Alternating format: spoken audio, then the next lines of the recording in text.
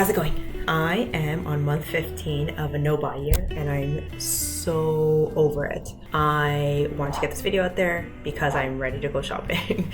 I really need a pair of pants and I just want to fly through some of the lessons and things that I learned this year. The biggest and most important thing is how easy it was. It's actually not that hard.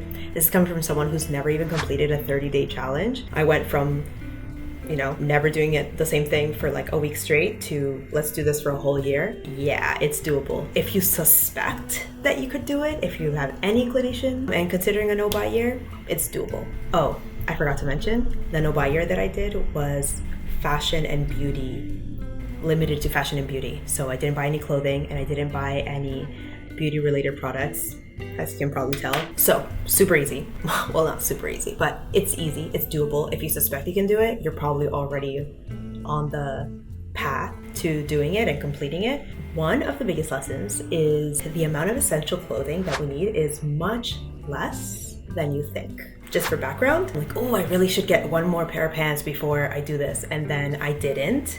And so January 1st, 2023 came around and I didn't have that pair of pants. So I had this like hand-me-down pair of pants. They're black pants, whatever, I can probably use them. I'm like, okay, let's see how far I can do. If I have to break the no-buy year, whatever.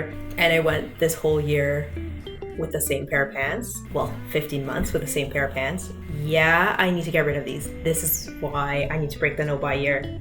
Well, also because I completed it, but I need a new pair of pants ASAP. And by new, I mean, I need a new thrifted pair of pants.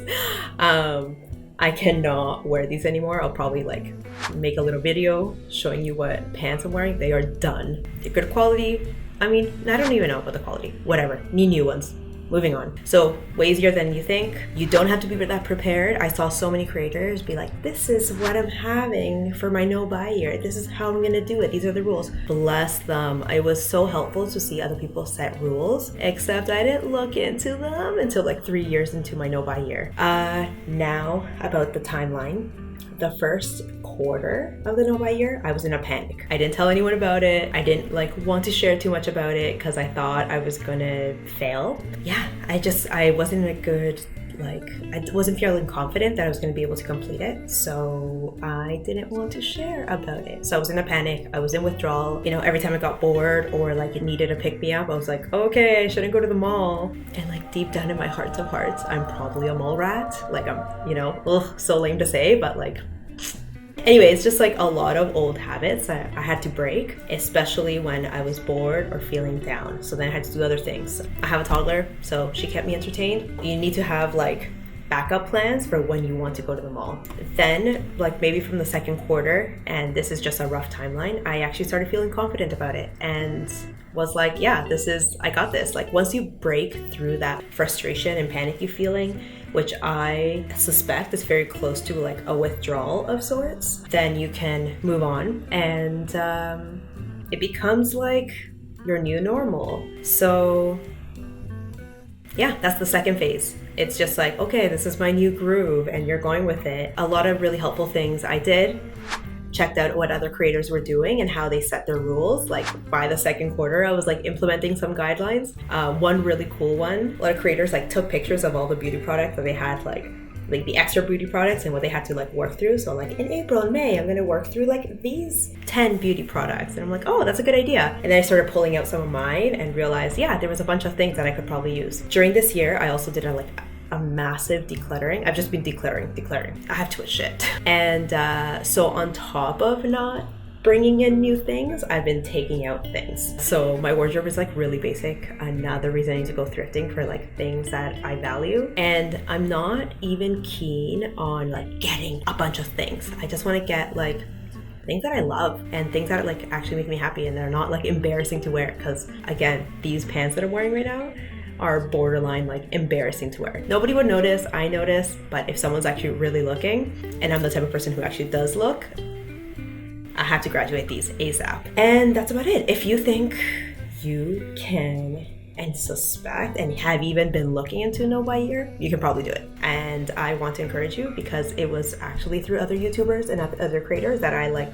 suspected I could do it. I was totally set up. Just for background, I was already pretty frugal. I thrifted a bunch of things, but I still have that wiring of, if I'm bored, what do I do? If I'm not feeling good about myself, what do I do? I go to the shiny, super lit place, which is the mall, which I love.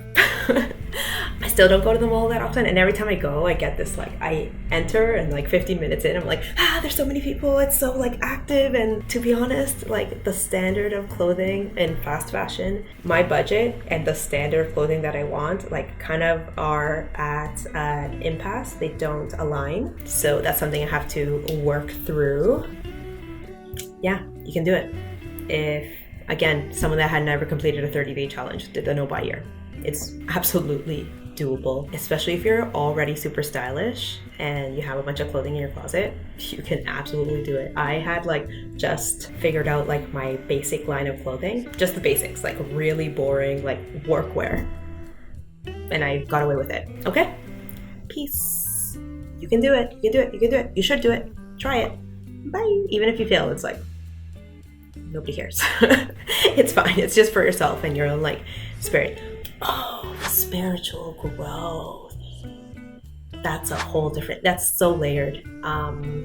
But you start discovering these cheap thrills that were like covering up your boredom or your like dissatisfaction with self, or I don't even know. The spiritual growth is a whole nother topic. I wasn't ready to get into that, so I'm not going to. Okay, but it's coming. It's coming if you embark on a no buy year.